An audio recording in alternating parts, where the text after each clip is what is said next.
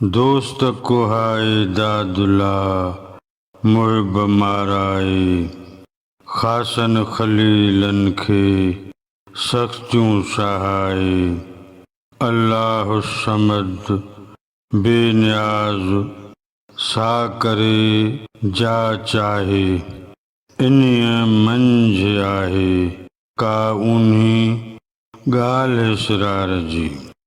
नवनि लफ़्ज़नि जी माना।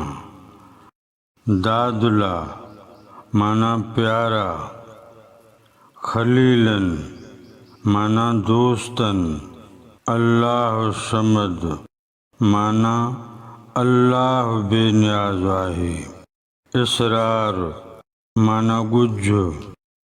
बैत जे मिसरनि जी सादी सम्झाणी। दोस्त कुहाए दादुला मुहिब माराए, प्यारनि दोस्तनि खे कुहाए थो ऐं जन सां मुहबत करे थो से माराए थो। ख़ासनि ख़लीलनि खे सख़्तियूं सहाय, जेके ख़ासि बाना अथसि ख़लील अथसि तिन खे सख़्तियूं थो सहाय।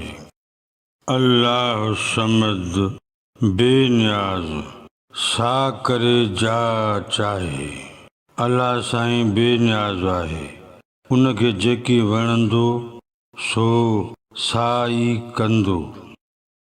इन्हीअ मंझि आहे का उन्ही ॻाल्हि इसरार जी। इन्हीअ मंझि का उन्ही गहरी ऐं ॻुझी ॻाल्हि समायल आहे। बैत जो मजमूई मतिलब ऐं मफ़हूम। तारीख़ जा वर्क वराए वार बा पढ़बा त इहो पतो पवंदो त जेके बि इंसान अल्लाह साईं जी कुर्बत में रहिया आहिनि या जेके आला इंसान अल्लाह वटि मक़बूल बाना लेखिया था वञनि तिन तक़रीबन तमामु उमिरि तकलीफ़ुनि में गुज़ारी आहे। अहिड़ी ॻाल्हि शाह अब्दुल लतीफ़ भिटाईअ हिन बैत में पिणु चई आहे। दोस्त कुहाए दादुला मुहिब माराए, ख़ासनि ख़लीलनि खे सख़्तियूं सहाय, अल्लाह समद बेनियाज़ सा करे जा चाहे इन्हीअ मंझि आहे का उन्ही ॻाल्हि इसरार जी।